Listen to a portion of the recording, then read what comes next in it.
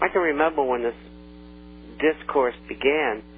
It wasn't but 3 months ago, and people were talking, oh, it'll be 100, 200 billion, and then it got up to $1 trillion. My first figure was $1.5 trillion, and they went right past that. So I refigured everything, and I said, well, I think it'll be about 12.2. Then they came out with a figure of 12.8 trillion. Now, this past week, they come out with 14.8 trillion. Somebody's got to tell me, what does this end? It's not. These people just don't care. They're going to do this to the bitter end, and then they had the Bilderberger meeting, and we're told that they're going to bring about the end of the recession and make it a shallow one, and then proceed from there. Well, I got news for them.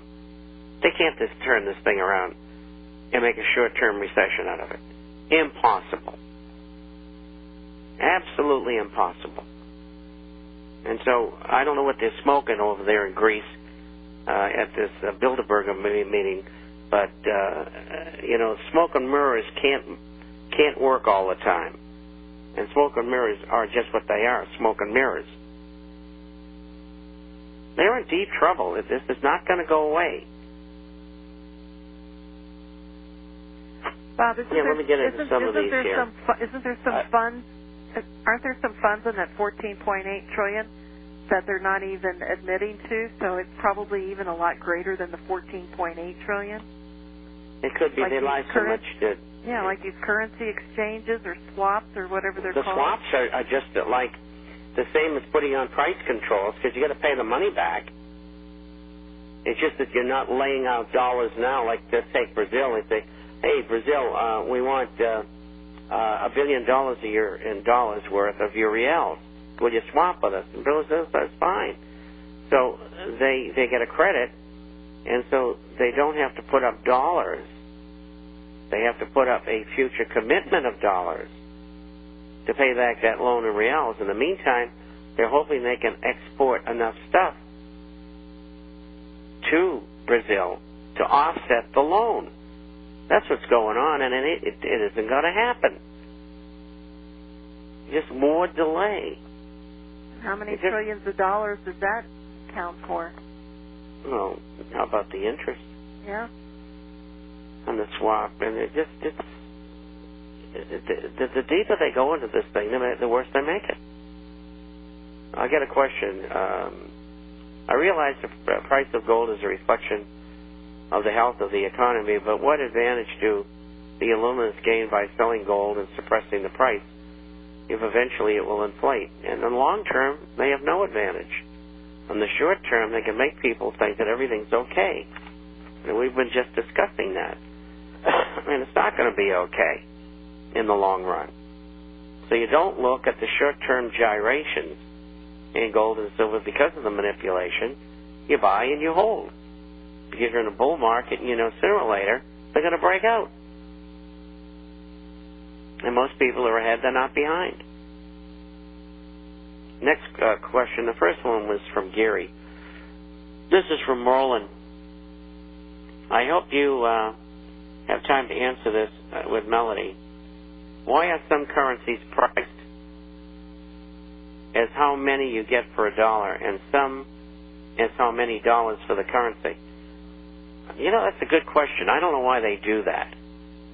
And, they'll quote the Canadian dollar at, say, 122, and I always look at it at 0.85, which I think is more reasonable.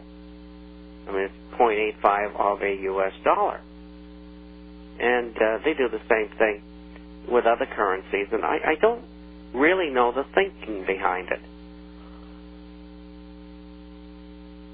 But I have thought about it, and I've never gotten the answer. I guess I just never went to try to find out. Goodness knows I got enough to do now. They're signing me up now for 2-hour shows and 3-hour shows. I must think my perseverance is without end. Okay, this one here is, there's no name on here. The no-name question. will you discuss the perspective set forth by trend forecaster Gerald Celente as he describes colossal bailouts of a bubble? Is the use of the term bubble accurate? Is the $12.5 trillion of bailout funding staged for release for this bubble? Can we expect the inflation of certain asset classes as is characteristic of a bubble? In which asset classes? Well, this is quite a question. Number one, Gerald is right. We have a systemic financial and monetary and fiscal bubble combination. The 12.5 is no longer 12.5. It's now 14.8 trillion. But the question is, will our funding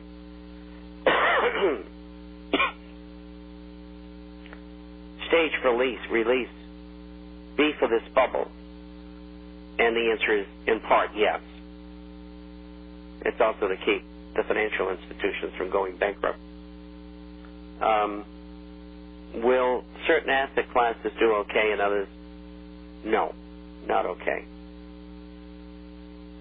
The answer is yes, gold and silver will do fine. You'll be able to retain your assets there. Commodities might do that. It all depends on how much Russia's willing to buy. Because the minute they stop buying, all the commodities will go down. The real estate's out of the question. I personally think the stock market's going back down to test 6,600 on the Dow and probably break it. So I wouldn't want to be there. And interest rates, I believe, are going to rise to 3.5% this year on the U.S. 10-year note. It's 3.35 last week. Actually had a tick at 3.36. And this week it's around 3.10 or 14 or something like that. I have been watching close today.